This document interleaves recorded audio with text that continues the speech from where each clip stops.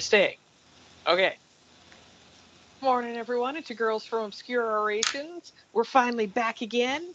And as you can tell by my background, I was trying to put on our the logo that we have, and like if I move, you can see it. Like, hey, look, it's Obscure Orations. So again, as you saw in the promo, I said sorry for not having been here last week. However, Dana had some family emergencies that came up, and family always comes first. So we're back today. We're not doing the Easter one that we had said that we were talking about, but instead we're going to be talking about TV series, and three pretty big ones at that. Like, we're going to talk about The Last of Us season 2 because Pedro Pascal, and the heartbreak that goes with that. Oh, Pedro. Oh, dog licks to me. And we're going to be talking about the Dexter series because I have just recently finished watching the original one again and have now been watching the spin-offs from it. And the third one was the new season of Andor, because there are some similarities between all of them. As I was realizing while I was sitting there in my rocking chair last night thinking, we could talk about TV shows because I need to stand on a soapbox about Dexter. And then as I was sitting there, I'm like, oh, well, new season of Andor's out too. Oh, and then there's The Last of Us. What do they all kind of have in common? Murder. They all have murder. Did you watch the first episode of Andor? Yep, I watched all three.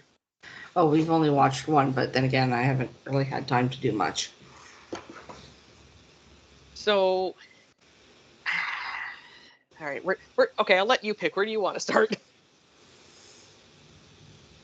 I'm not entirely sure because I know if I start with where I want to start, I'm not going to make it through the other two. So let's start with your rant on Dexter. I totally understand it. And also, the little fuzzball that you see on my lap that'll randomly pop her head up is my puppy Bailey. And she's being needy and wants attentions. So you'll just kind of see the top of her head once in a while. Okay, so I love Dexter. I hadn't watched it since it originally aired, so that was back in 2013. So it'd basically been 13 years since my mom and I had seen it. We decided that we wanted to rewatch it and then watch the new spin-offs from it, because it was like 13 years is a long time between viewing and being like, ooh, I remember parts of Dexter. And as it turned out, while we were rewatching it, I'm like, nope, I didn't remember that. Oh, I forgot about that. Oh, I forgot about that. Oh, I forgot about that. Like, the entire time, my mom and I kept sitting going, oh, right. I forgot. Oh, right. Oh, right. And it's like, oh, all of it seemed in different timelines. And now it's like all fresh in the memory. Now, Deep breaths. I literally, like, I will show you guys. I wrote down point form notes right here. Oh, no, you can't even see it. So you guys can't see it. No notes for you. But I have them. Because after we were finished watching Dexter, the original run, like, I still hate the series finale because, like, the last season felt so wrong on so many levels. Like, it had that feeling of they're done with it, that's it. They just were like washing their hands of it. So they're just trying to shove everything together. Like, I'm still to this day, and 100% it's because I have a crush on the character Deb. I mean, Jennifer Carpenter does such a fucking fantastic job of it. She's sarcastic, foul-mouthed, and gets shot often. But more times than she deserves. Yeah, she doesn't deserve to be shot, period. And here she is, like, bang, bang, bang, bang. Oh, here, she gonna die. And then they just, like, kill her off suddenly. I'm like, ooh, okay. So this leads me into what I consider the atrocious sequel to it of Dexter New Blood. Now, I didn't watch it back when it first came out because I didn't have Crave at the, no, is it Crave? I can't remember what the hell it was on at that point in time, but I didn't have the streaming service for it. So never got around to it. I'd heard about some of it. Like I can only remember one person saying, "Oh yeah, it was really good. It was like Dexter continued on." Like, oh. So my head, especially after watching the series again, I was sitting there, I'm like, okay, it's gonna be Dexter brought back to life again. Huzzah. No, no, no, a million times no, and a pox on their family. And a A pox and a pox plague. even. Like just fuck them. Like my number one, I have 1, 2, 3, 4, 5, 6, 7, 8, 9, 10, 11, 12, 13, 13 points that I have that I am angry about. And that's not even all of them. So my mom and I watched it. Number one, it was boring. Like Dexter, the original series, was never boring. It was always go, go, go. Everything was happening all the time, all at once. There was murder and mayhem. They had amazing storytelling. Um, just like all those fun things. Now, the first thing that they did was ruin Deb because, as I just stated, she is sarcastic, foul mouthed, and she's funny, but she's Right. also got like a heart of gold. And what they did with her in that was make her a complete shrew. The things that would come out of her mouth that she would say to Dexter were things that she would never have said, where it's like, oh, yeah, no, you're not good enough for this. Oh, yeah, you're not good enough for that. Oh, you did everything. You murdered everyone. You killed everyone. It's all your fault. Like, literally on her deathbed, she tells him, nothing's your fault. It's not you. You deserve happiness. I love you. Goodbye. Go be with Hannah. And suddenly she becomes a raging shrew bitch. Made me hate her, which then made me angrier because again, love her. Um, What's what's the Dexter that just came out where he's Original young? Sin. Original Sin, okay. And you're talking about New Blood was the one New just before Blood. that. Because Original Sin, like we just started, I think Friday when I got home from work. We popped it on, and now I was hesitant to watch it after watching The Abomination of New Blood. And I was like, oh, this isn't good. I'm going to be so mad. Like, when you watch them in order, New Blood feels like it's written by someone completely different. Like, you'd have no idea that it's the same creator the entire time, which shocked me. Like, when I Mm-hmm. Googled it and looked into it, my mom was like, yeah, it feels like someone else wrote that one and did everything for that one. I looked and I'm like, nope, it's that Clyde Phillips guy. He's It's almost like he saw the success of Dexter, wanted to capitalize on it, and just threw together a piece of shit and tried to make a show out of it. And it was so bad. yes. It's like, dude, what the fuck are you doing? And I don't get it because now with watching, like, we only have one episode left of Original Sin and then we're done and caught up. And that feels like that is 100% Dexter. The casting was phenomenal. You can tell they did their homework because they embodied the younger version of those characters so freaking well. I'm like, oh my god. But then it makes me wonder, like, what happened with New Blood? Like, so one of my big issues, story wise, is that at the end of season 8, when he drives off after dumping Deb's body into the ocean, which was weird in and of itself, he then drives off into, or boats off into the hurricane and is assumes dead, and then goes and becomes a lumberjack up in Alberta, Canada, which made no sense to anyone. But then the whole reason he didn't go down to Argentina was because he said that he couldn't stop killing and he was a plague on his family, so he couldn't love anyone. He needed to be by himself. Okay. Now, had they stuck with that storyline and that was the legitimate reasoning for it, I could have gotten behind it. But then you have the Abomination created, and he is living in a small town. He has not murdered in 10 years, and he has a romantic relationship with the chief of police. And he's interacting with everyone. He's a big part of town. Everyone knows, oh, hey, Jim, come on over, Jim. Like, everyone knows him. It's like, okay, that doesn't make sense. And then to make matters worse, a couple years later, he sent Hannah a letter saying, "Hey, I'm alive." Yeah. But yeah, no, I mean, I actually lived. I've just been hiding for all these years. If something bad happens to my son, let me know. And then just fucks off. It's like, okay, if you already weren't killing by that point in time, which doesn't make sense. Like, no one's going to go sudden, just cold turkey. I'm not killing anyone. Right. That completely negates the purpose of him not being with his own son and the supposed love of his life. Why wouldn't, after he got 1 or 2 years, like I could see the 2 years being like kind of rough, you're getting through it. But once you've gotten to that point, why wouldn't you hop on a plane, fly down, and go, "Hey, I'm actually still alive. I have made it 2 years without letting my dark passenger get to me. Right. Let's be together as a family." And instead, he just leaves them there. Like, "Hey, bitch, you gonna raise my kid. I'm out. It's yours now." And then when Harrison shows up, like, even Harrison's story doesn't make sense. He was being raised in Argentina. He was with this woman who he keeps referring to as his stepmom, but really at that time he didn't know her all that well. She died, and for some reason he was shipped back to America, which doesn't make sense because she was hiding from America. So it's not like Right. she would have had things saying, "Hey, Okay. don't mind Should me, I I'm just," go? yeah, "Oh, don't worry, it'll be fine." So you have like all those issues. And then you start to see that Harrison kind of has like these dark urges too. And when it gets to the end of it, and all of a sudden Dexter, like, number one, Dexter has never once broken his code.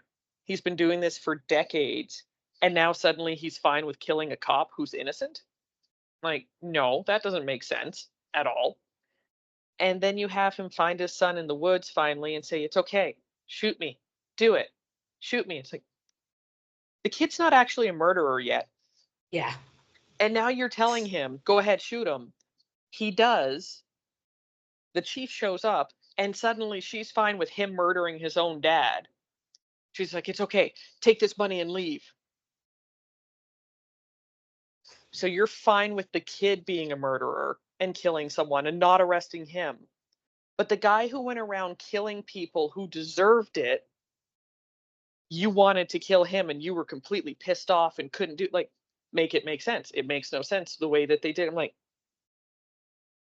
no, because now you're giving the kid even worse behavioral issues for the rest of his life.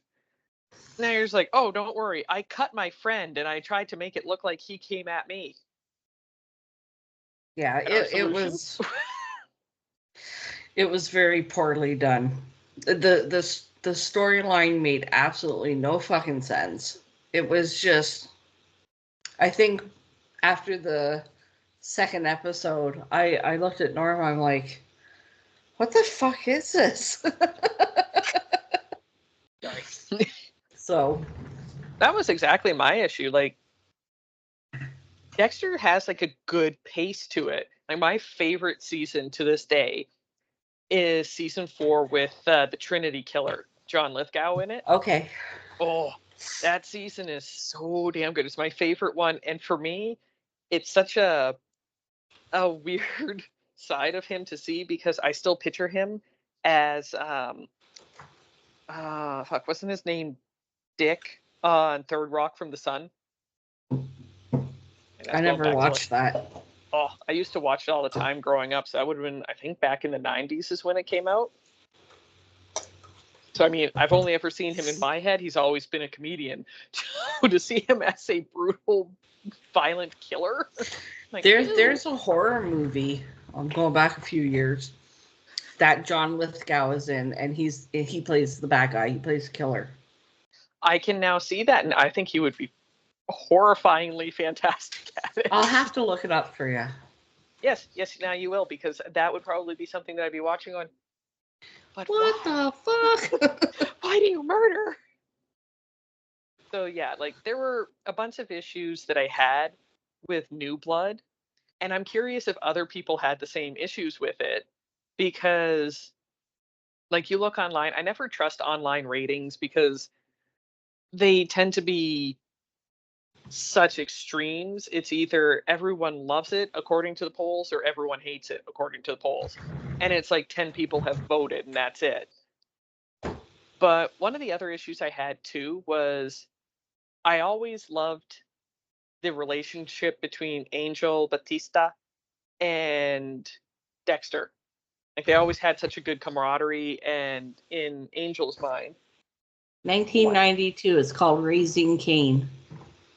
Okay, so it's literally as old as I am. It is 33 years old. It says thrilling, psychological, and gripping, but it's really good. I can see that. I liked it, so I think you would like it too. And like I said, after seeing him in Dexter now, or then being the murderer, it's like, okay, now I can actually see him in that position. Whereas prior to that, I'm like, no, he's always a funny man. He's kind and gentle. Think of Harry and the Hendersons. And snap, there goes the finger. Let's just pop that back over with some tape. It'll be fine. You're fine, walk it off. I was just going to say those exact words. Walk it off, you're fine.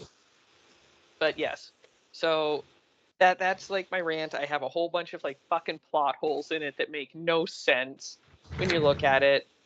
Like I said, even for Angel, they were best friends, and then suddenly Angel shows up and he pulls out Maria LaGuarta's portfolio of all the stuff that she thought she had on Dexter, and he's like, I'll be there in the morning. We can figure this out. There's no way. Angel wouldn't have kept that because he didn't think that Dexter did it. He was on board for the whole Dokes thing. Like he told Maria, leave it alone, you're wrong. So it's like, no, that's just so much wrong. And then now you have Original Sin, and it makes sense now that there's going to be another show called Resurrection. And now that he's been shot and he actually lives, so that's coming out next year, I think. Okay. And I think Original Sin got greenlit for a second season. Oh God, I hope so. So freaking good. Like the casting, the kid that they got to play Dexter, like spot on. And I think what helped that too was having Michael C. Hall do the voiceover. So it's Dexter's voice that you're hearing. Yes. Talking about what's going on. So yeah, I think we powered watched that in one weekend. Well, I mean, that's going, like, there were a couple points in the season where I literally, like, I just happened to look away for a second because I needed to grab something out of a drawer or something. And it wasn't even actually Michael C. Hall or Jennifer Carpenter voicing their characters. It was these new kids.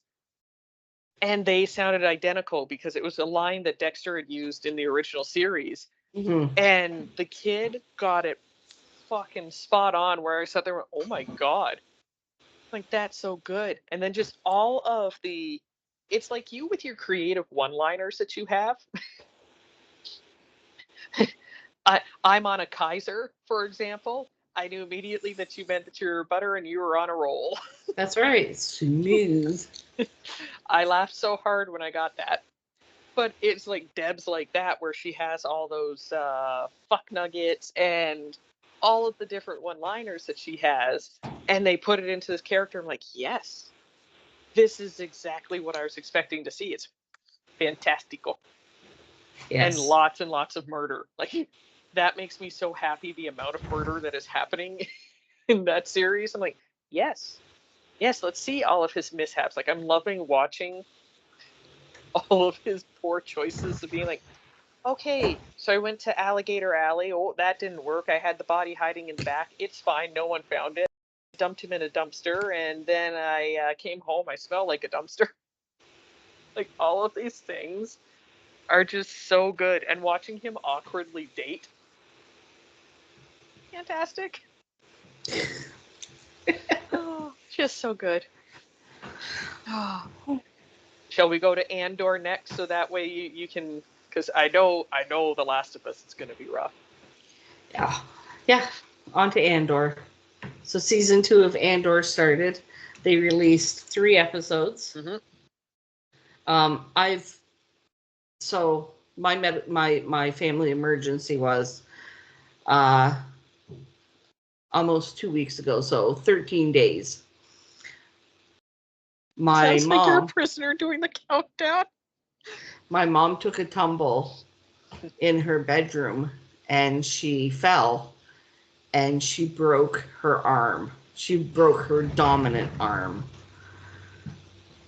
So she broke the humerus bone, but where she broke it, it's just under where the humerus and the shoulder bone meet.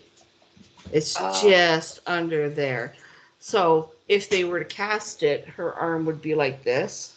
Mm-hmm. So they can't cast it, so it's in a sling.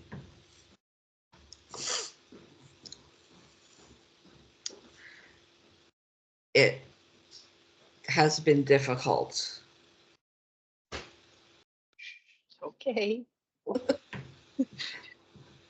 Yes. I was going to say, difficult is definitely the one word to use for it. But one of the things that my husband and I did was, so as good as our healthcare is in Canada, especially Ontario, we have a organization called Ontario Home Health, and you can call them, or your doctor has to refer you, and then they call you. And they'll set up in-home visits with PSWs, occupational therapists, and physiotherapists. Well, when I called my doctor sent in their referral. When they called me, so like I said, it's been 13 days. The occupational therapist has still not been here to see what equipment she needs. Seriously? Seriously. So Norm and I ended up, basically what she really needed was one of those chairs that kind of lifts, like a lift chair. Yep. We went on Marketplace, found one, and bought it. They're not bad. Like, if you get them on Marketplace, they're not horribly priced. No, it wasn't. It was I think we paid $279 or something like that. It is smoke-free, pet-free home. Nothing bad. But now it's kind of given her some of her independence back, because now she just pushes a button and it stands her up. Yep. Before, it was me hiking her up under her left arm, hiking her up, and my son tipping the chair. It was not fun. But yeah, they still haven't sent anybody. So the occupational therapist is going to get here. I'm going to end up like fucking losing my shit on them, because it's going to be like, what were you going to wait till she was healed to come and say, ooh, you probably could have used a lift chair? Like, fuck off now. We've done it. We've done our own shit. But don't worry, we figured this out. The physiotherapist is coming tomorrow, so hopefully that helps too. I was just saying, that should actually help. Like, they'll be able to put in speed up if they think that something needs to be changed. They can get them there faster. Yeah, and it's like they told me a whole bunch of shit. Oh yeah, if you need time, respite care, basically. If you need time for yourself, somebody will come in and take care of your mom while you go grocery shopping, or you go do what you need to do for 45 minutes. Yep. Yeah, and who has grocery shopping done in 45 minutes? Yeah, like, what the fuck am I going to accomplish in that time, people? So anyways, so yeah, that's why we've only got the first episode of Andor done. Yeah. So I can give you input on that episode, but the next two are going to be all new to me. Well, I mean, so how did you feel about how the first episode was shot? Because I mean, basically, like, the first 3 episodes were shot, like, all of them are done the same way. And I had an issue with the fact that it feels choppy. Like, yes. So because they're going from like let me say this now. I absolutely loved the opening of the first episode where he's getting the TIE fighter and he's stealing it. Like that, I laughed so hard Ting, as he's like ting, ting, ting. trying to shoot things, and then he's like, pew, pew, pew, pew, pew, pew, pew, pew, pew. Like, oh, he stalled out. Like that part was awesome. I was like, oh my god, I got chills, and I'm like, this is gonna be good. And then after that, it got weird because it would have made more sense to me had they done like a story each episode, because instead for all three of them, and they did it the exact same way from the first, second, and third episode, where they're jumping back and forth between Andor, the rebels back on, I can't remember which planet it was that you left them on, and Mon Mothma's daughter's wedding. So you only get like, I'd say it seems like it's about, I don't know, well, some of it would probably be between 3 and 8 minutes at a time in each section. That's what I found. Now, what did you think of that? So overall, I like the show. Mm. Even though I'm not a huge Star Wars fan, I do like the show. I'm enjoying the backstories of how things came to be or how things have gone since the movies, if you will. Yep. So the first episode, you're right, choppy as fuck. Like, I'm not one of these people that likes to watch something where I'm going to see 5 minutes of something and they're just going to get to a juicy part and bloop. Yep. Off you go to something else. Like the fight scenes when he was trying to get back to his wing fighter there to get off the planet. Yes. Like, if you're going to start it, finish it. Don't start it and then go back to the wedding. Mm-hmm. And then come back to the fight. Finish the fucking fight. One shot. Yep. But overall, yeah, like, that was the only thing that bothered me about that episode was the cut and go. Yeah. Which I'm like you. I don't like that I don't care what it is, what franchise, if it's a movie, a TV show, anything like it, books. I don't like that in anything. Like, if you're going to tell a story, don't chop it up into tiny little mouthfuls. Right. Freaking give me the entire meal and let me go through it and then tie it all together, because it's just, you're not getting enough time, with the characters to really get a feel for what the hell they're even doing or the story that they're trying to tell. And I'll warn you now, that's how the next 2 episodes are after that too. Joy. It's just constantly going back and forth. So I don't know what this upcoming week's 3 episodes are going to be like. I hope they start slowing down now because the wedding's done. Andor made it back to his people. Now, we're going to talk about a part in it that you haven't seen yet, I don't think, because I don't think it happens until the last episode. In it, there is, trigger warning for anyone who hasn't seen it, so don't know, some more adult content where it's an Imperial officer comes to the home where the rebels have been hiding out, and it's only the girl who was tortured the season before. She's home, and he starts saying that, since you don't have your visa and you're an illegal here, I could make it kind of go away. Like, I could keep you here if you, if you scratch my back. And then he starts, like, he pins her up against a wall. Was that the same one that asked about the going out for dinner in the first episode? Yes, that one. Him. Okay. So it's him back, like... Makes sense. I looked at Norm, I said, he's a creeper. He completely is. Like, he showed up, and the first time, like, this is the first time in, I think Star Wars history, as far as it is for the current expanded universe, that they have had essentially a sexual assault scene where Oh, she is wow. literally like, it's a fairly brutal scene of her beating him. He's beating the shit out of her. Um, Throws her against the wall, punches her, hits her with things. She does it back. She shoots him. He screams like a girl, which is a little Why does weird. that not surprise me? Like literally, the guy on the outside of the house just hears ah, ah, 2 times. I'm like, why he scream like a girl? You But when bitch. she, yep. But then he stumbles out and dies. The other guy comes up to the door, is like, "Hey, come out of here! Like you're under arrest," kind of thing. And she says he tried to rape me. Now, this is, like I said, the first time that they've actually shown anything like this in Star Wars, and actually ever said the rape word for it.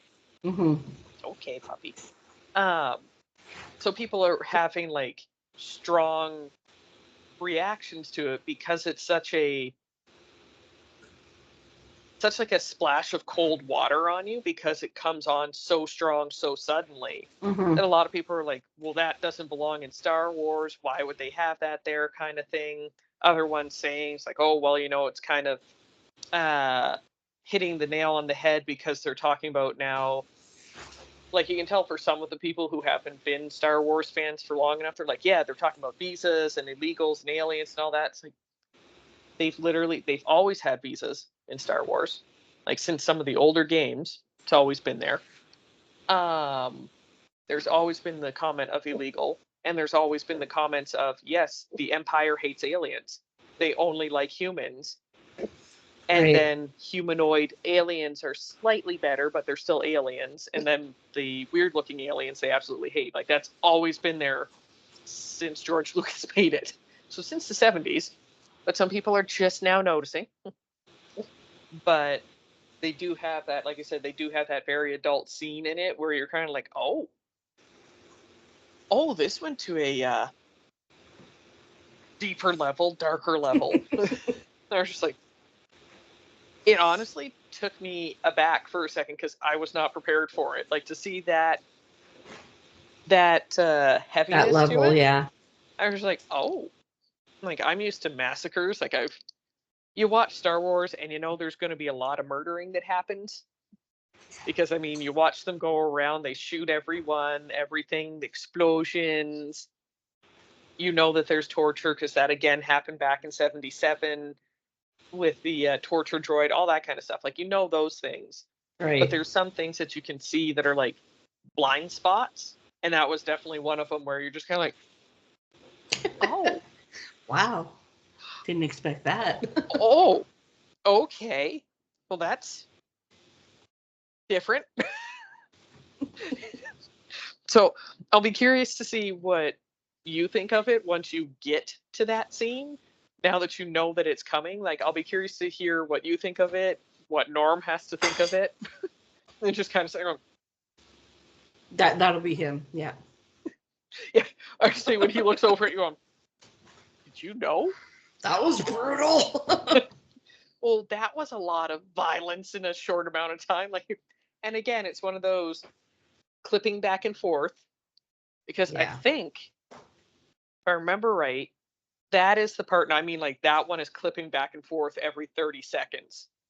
So Oh. be prepared for that because it's clipping between the climactic part of that where Andor's coming back, all this shit's going down, and then at the same time, Mon Mothma is getting drunk off her ass.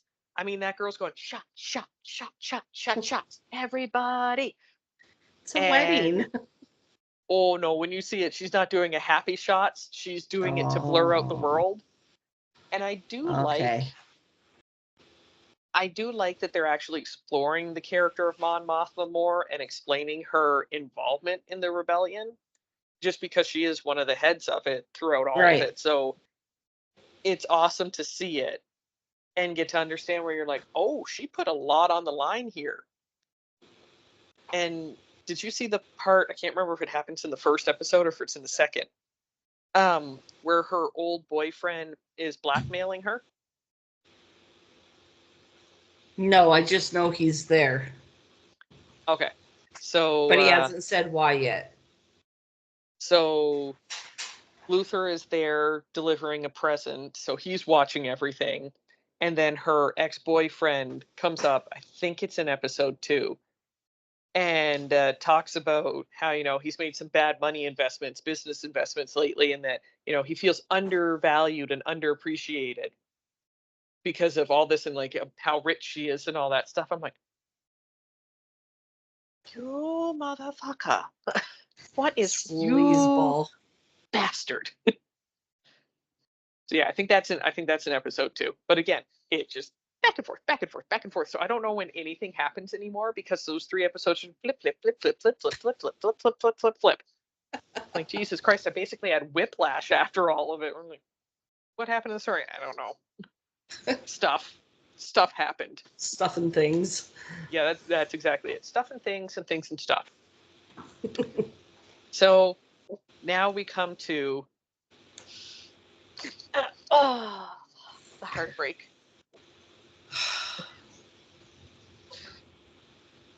So I don't even have words. Like, I'm still trying to process. It's been a week. shh. We know you couldn't handle it either. It was sad and depressing for you too. So even with having played the video games, and I will have mild rants about this too. Like the first season, so dead on, so good, which made me scared for the second season because it means that they're going to follow the game again. And I just, I knew it was coming, and it still to this day breaks my heart. The murdering of Joel. I just. Yeah. I mean, Why, so Pedro? Why? I went into episode 2 knowing it was going to happen. Oh yeah. Like, when they said that they were doing season 2, I knew it was going to happen in season 2. I just wasn't sure when, like, Yes. how far they were going to go to start season 2. So, yeah, like, second episode, like, Jesus Christ, are you trying to kill me? They don't know your Pedro love. They do not. They must be notified. Although, rest assured, friends and fans, he will be in flashbacks throughout the season. So you're still going to have your little taste of Pedro. Which, I mean, the whole scene, I think from when Abby was running from the cordyceps and she gets to that building and the one's on her, and just boom, you hear the gunshot, and then she looks and it's him, and that was pretty much that moment where I went, oh, this is it. It's gonna happen. You're like, I thought maybe one more. Bitch, Abby. It was just so well played. From that moment to, I guess, the end credits. Like, even though they went back to Tommy and what was going on in the town, like the whole World War Z. Like, it literally looked like World War Z, that movie. Well, I would say for anyone who hasn't played the game, that doesn't happen. So that was brand new. I was like, so they have made a couple little changes to how it happened, because in the video game, it's him and Tommy are the ones up in the cabin or out on the run and have it happening. So they have changed out. They have made Dina be closer to Joel. But outside of that, like, that to me, it's just a minor change. It didn't really do a huge change to it. But outside that, because immediately afterwards, I played that exact part of the video game. just because I was say yeah, because why not just go in and be fully tortured? If you're gonna be tortured, do it full. Play through your tears. Again, it's happening again. Fire, fire.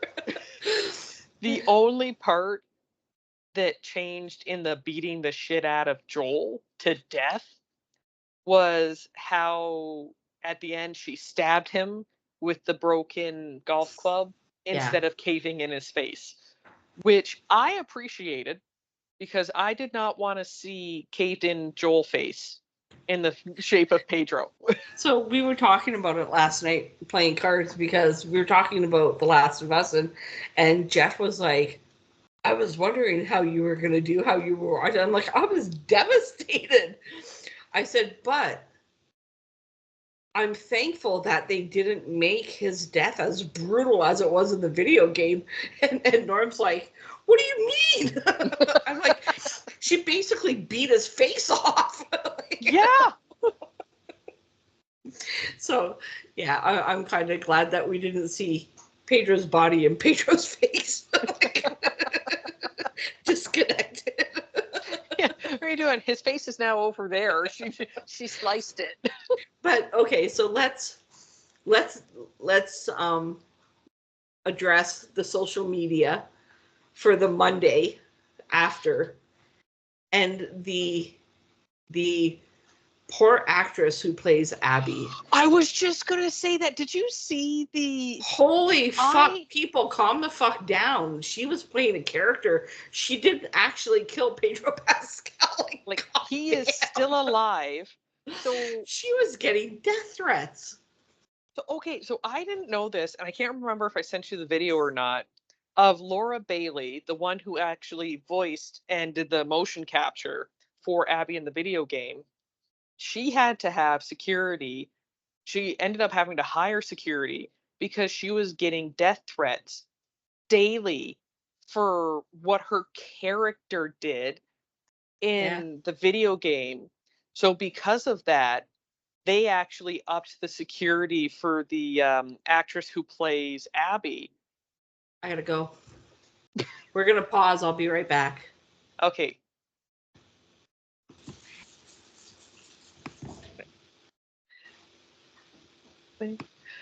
Welcome back, everyone. We continue now that Dana's back from her daughterly duties.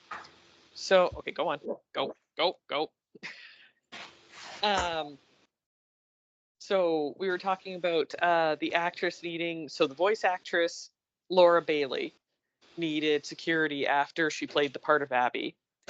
And then now the live action actress who played the part of Abby needed mega beefing up when it came to her security detail, which they actually put in place ahead of time. And I saw that Pedro even went as far as making sure to post happy pictures with her the day that it aired. So that way he'd be like, oh yeah, look how awesome she is. She did such a great job. She's fantastic. She's this, she's that, she's the other thing.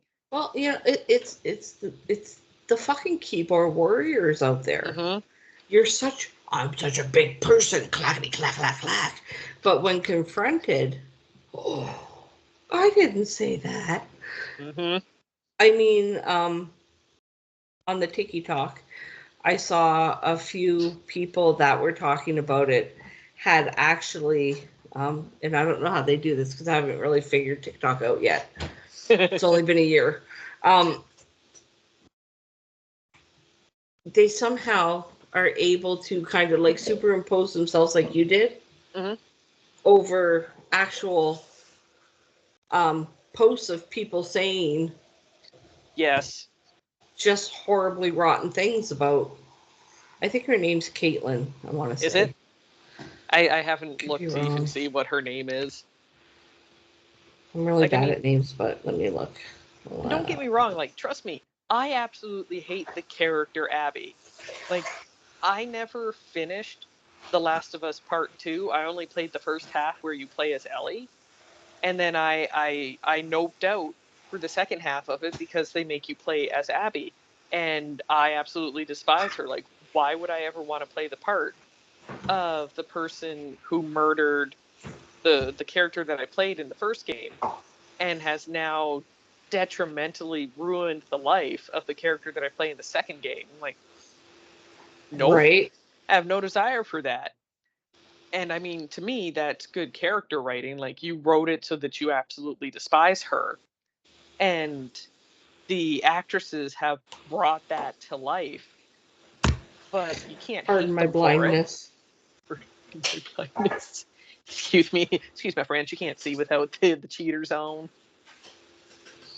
So, I mean, I feel so bad for the poor actress just because of getting death threats over the fact it's not her. She didn't kill Pedro Pascal.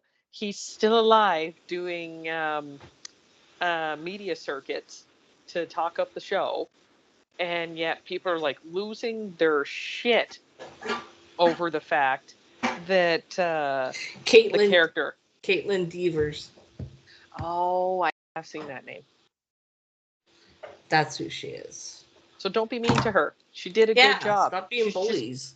She's just playing a part. Because That's it. believe me, if I thought anybody deserved to die. But Yeah.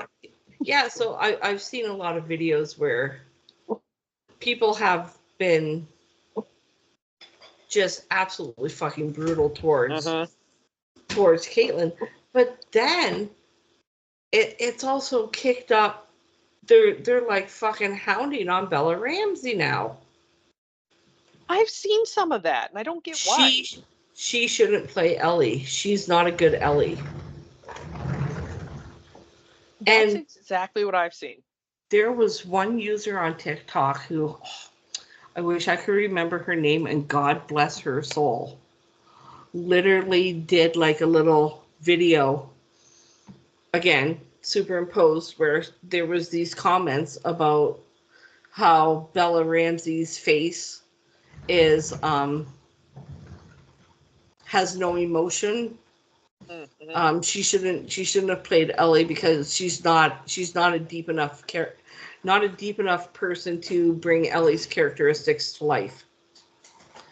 And she did this woman did the video, but she also commented on that person's post, and her comment was, "I'm so sorry for you that there wasn't somebody who met your expectations of beautiful to play a character out of a video game." And I'm like, you're so right, lady. You are so fucking right. I apologize in advance, but these fat fuckers that are 35 in their parents' basements eating potato chips off their chests while they play video games are the people making those comments. I wholeheartedly have to agree with that, because I think Bella Ramsey does a phenomenal job at playing Ellie and truly embodies the character. Because I'm sorry, if you, in my opinion, no offense to the character of Ellie, but you look at Ellie and you don't think, oh my God, hot, sexy, super expressive. Like, there's Should you be someone. thinking that of, so let's go back to season 1. Should you be thinking that of a 14-year-old girl in a video game? Exactly. No. Yeah, you're not meant to have those thoughts about her. Like, she's only now 19 in the TV series. She's only 18 in the video game. And she's at that awkward age. She's not supposed to be super expressive. And when you actually do look at Bella Ramsey's rendition of Ellie side by side with the video game, which is played by Ashley Johnson, it has these same inflections. She does the proper voice intonations. She does it like the one that they showed was the scene where she's taken by the cannibals. And when they do it in the scene, she says about herself saying, Ellie, what? The name of the girl who bit off your fucking finger is Ellie. and they showed it side by side, and it was the exact same way, same elevation to the voice, same everything, where it's like, no, she embodied this character, or they embodied this character so well that it, for me, brought the video game to life. Like, Bella Ramsey's has that plainer look to their face. They don't, like, they're not trying to overdo it with anything, which is exactly what Ellie is in the video games. She's not trying to be like, oh yeah, look how dolled up I am. No, she's an awkward teenager Yeah. who's not sure of herself and how to interact with things or what to do. So I think it's being played perfectly. And people are so fucking picky about all of it and such assholes about all of it. It's ridiculous. So, and if you look at um, the friendship Bella and Pedro have Mm-hmm. outside of the series, they have a great relationship. Yes. Their chemistry on set is unmatched. Like, I don't Mm-hmm. think another actress could have played Ellie and had that same, what's the word I'm looking for? Just Je ne sais quoi. the same je ne sais quoi, exactly. To Joel, like, Mm-hmm. Ellie and Joel's relationship is, as a mother, is that of a father and a 19-year-old. Yep. Like, they play it perfectly. And even I saw a video this week. I've actually seen a couple, which, like, mildly annoyed me because people always ruin relationships between two other human beings. Heaven forbid you show affection to someone else, because immediately people start going to, oh, they've denied rumors of being in a romantic relationship, but look at how close they are and all of the touching. They're always touching each other and hugging each other. It's like, they've said in interviews they have a father daughter bond. People have pointed it out, and that's exactly what it is. Like, you can tell he's protective of her. And he's even said, like, yes, I love them. Uh, I want them to feel safe. And Bella Ramsey's has just come out this year as, so last year or 2 years ago, sometime between the seasons, Bella Ramsey came out as non-binary, so they them. And then this past year, they came out as, one of the people on set had suggested, hey, I think you might be a little autistic. Like, that might explain some of your differentnesses.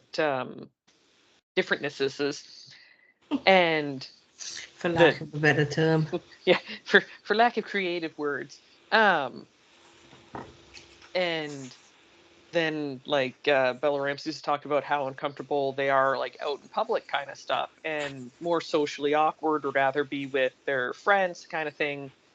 And Pedro has been super um out loud about the fact of he has anxiety, he struggles with these things. And And you've seen that. You've seen him yes. take co-stars' hands when at press Hmm. conferences and shit like that. Yep. And everyone, like, it always drives me insane. And I know that we've talked about it before, but when people sit there and go, well, they're superstars, they couldn't possibly be feeling these things. Like, just because someone is a star and can get up and film something is very different from, like, someone who's a theater based actor actress versus a movie or TV series based actor actress. Right. Very different outcomes, because, well, yes, with your co-stars you'll grow close with them, you'll grow comfortable.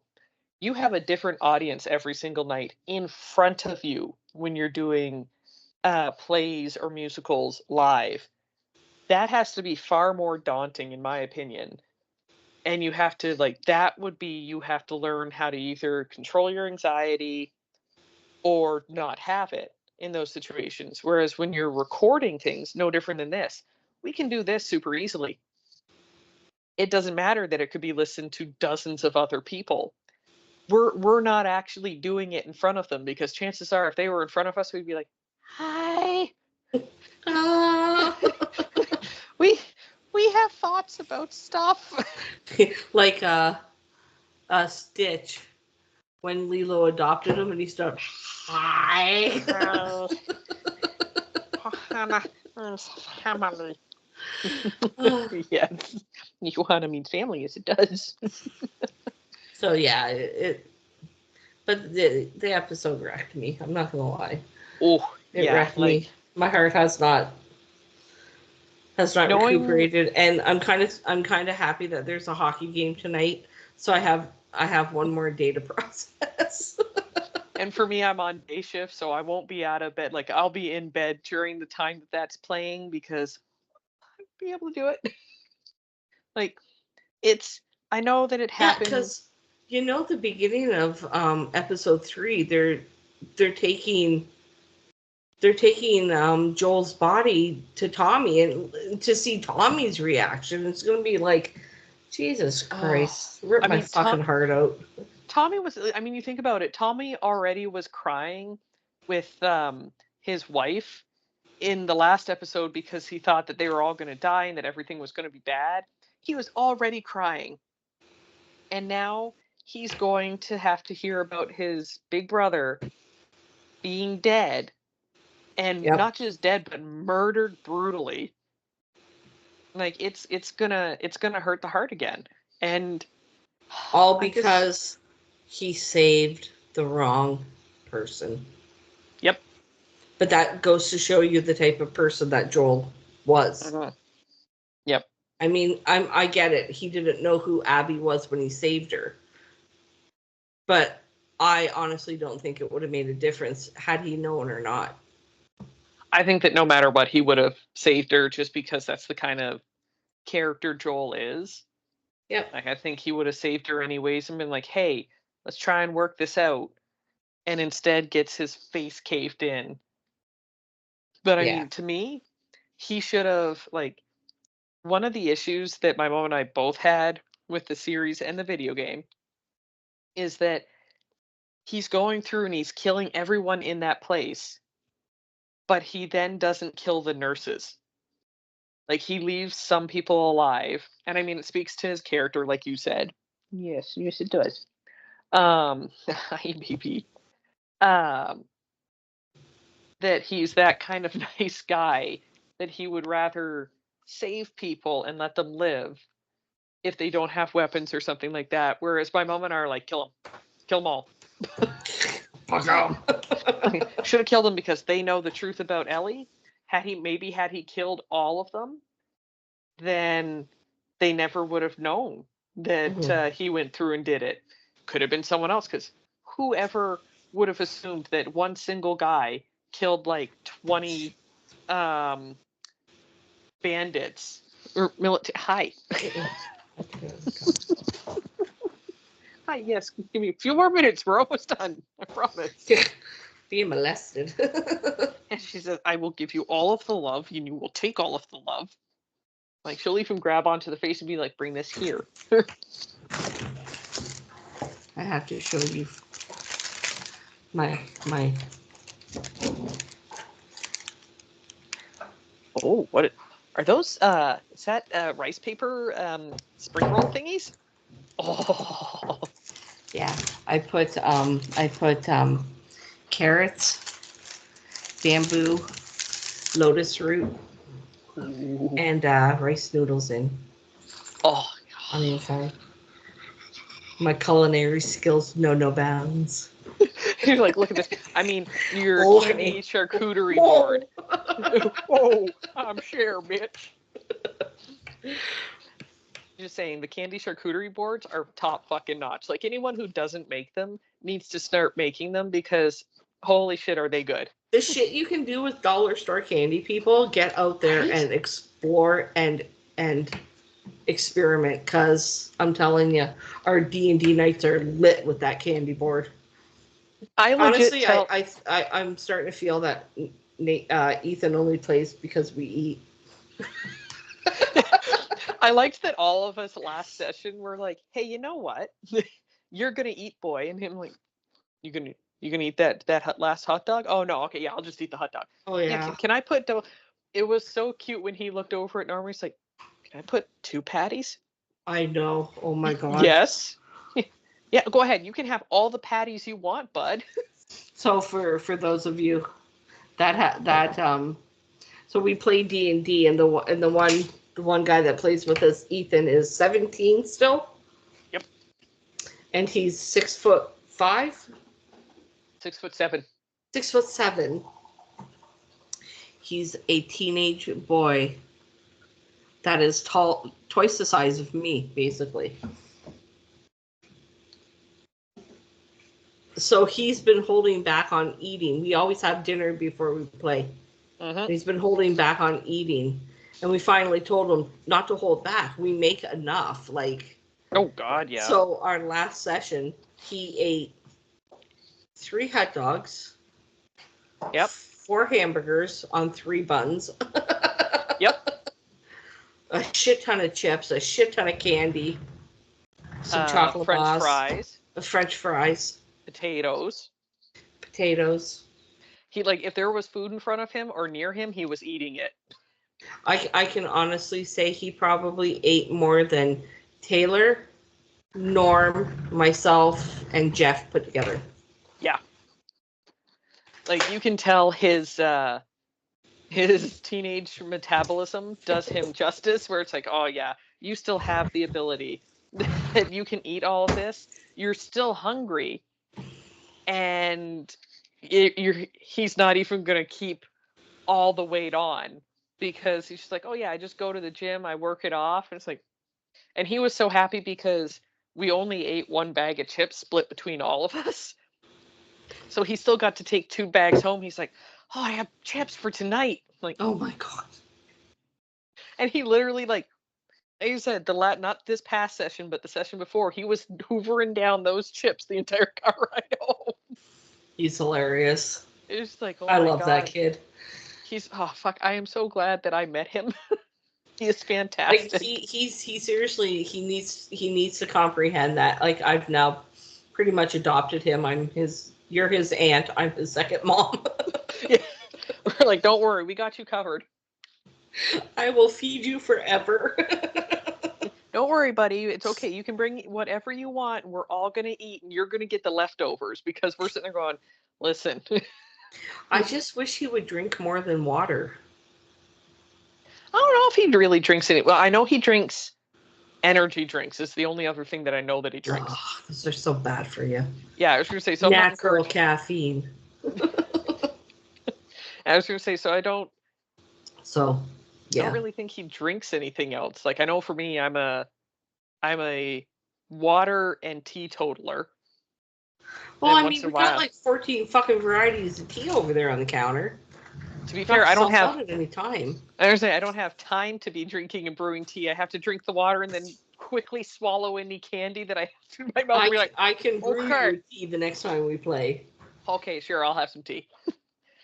I mean, it made me laugh this time when every time that I took candy, I swear to God, I was trying to time it when you guys were like talking, like, okay, they're talking, and then every time was just like Anne or Jeff going, so if we do this thing,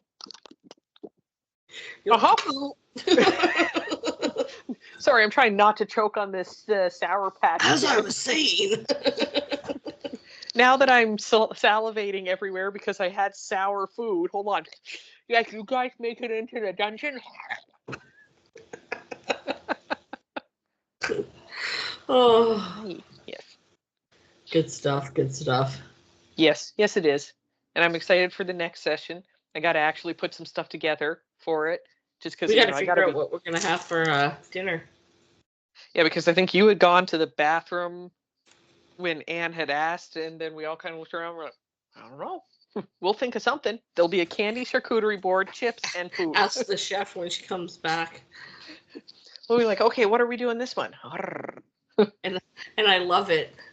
Anne sends me a message like the day before we played, and she's like, I gave Norm money for hamburgers and hot dogs. You cook. Okay. Deal. Fine with that. I had a thought and now it left. Oh, she messaged me the one day. I think it was the day after. It was either the day after or 2 days after. And she's like, "Hey, I'm working on some stuff for my backstory." I'm like, "Oh, okay, cool." She's like, "Do you know if there's any natural enemies to orcs?" I'm like, "I don't know." So I went and I Why looked. are I'm you like, asking me these questions? off the top of my head, I mean, I would assume like most of them, I would assume that it'd be like dwarves and pretty much anything that's not an orc. So I looked up, I saw some stuff in the app, and then I Googled it. I'm like, okay, here's some ideas for you. I'm like, and we can kind of work with it too. Like maybe your group, your tribe specifically hates maybe high elves. Who knows? Don't you be picking on me. Fuck that there high elf, she a bitch. Yeah, that's right, she a bitch. I know. I got to spend some time on my backstory too. Well, at least with you, I think like I have the idea of what I want to do for some of the stuff with your backstory to like a quest line for it, and I think I'm going to actually use it to tie in Jeff's too. Then I'm like, oh, I have ideas. Don't you make us related. This is my cousin thrice removed. Always knew there was a bad egg in this tree. Oh, Jeff is seriously one of my best friends. Watching the two of you at the table, it's like, hey, you're number one. You're. You should see us when we play cards. It's worse. I would say I can highly imagine that. Like, And the if you could interactions. imagine, he's slapping the table and yelling at me, and I'm yelling back. We get rowdy. We're rowdy people. I can fully believe that. I mean, I just die laughing at the table. Good God, dog. Calm down. Hi. Yes. I love you. I'm hungry. I just want to eat. Hi. Mwah. Yes. Does it taste amazing? Oh, it does. Can you hear me crunching? Okay, Very, good. very quietly. I was going to say, like, once in a while, I'm assuming you hit a carrot, so it's got that. The lotus root. Oh, I didn't even think of the lotus root. Yeah. I was going to say, and we'll have to figure out food just because of, like, it's so hard because Jeff does not like a lot of different things. But Jeff, I know That's true. I can make something simple and he'll eat it. And then for the rest of us, we're all pretty open. Like Ann will eat a variety of food too. Perfect. So That's yes. We'll have to think about that because before you know it, it'll already be here. Like next weekend's already May. I can't fucking. Oh my God! Next weekend is Star Wars weekend. Next weekend's topic is Star Wars. Yes. May the 4th. May the 4th. Oh yeah. The geek in me just got all excited. It's like, oh my God. I know it did. Sounds good.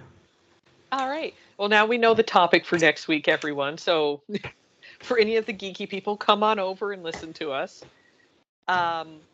And Lord knows it could be in a 2-parter like this again, or it could be in a 1-part. We'll see how her mom does. I'm eating on camera. Maybe we'll get more views. I'll put in the hashtags mukbang. I'm so sorry. That's it. I'm putting that in the hashtag eating on camera. Done. Hashtag feeder account. People are going to be watching going, where's the food? Where's the food? Why is it not happening yet? Gotta watch all the way to the end. All the way to the final goodbye. So she's going, oh, I'm so hungry that, oh. You like what you see? All right. Well, until next weekend, folks, we bid you a fond farewell. And may the 4th be with you. Ooh, oh, yes. Ciao, guys. Ciao.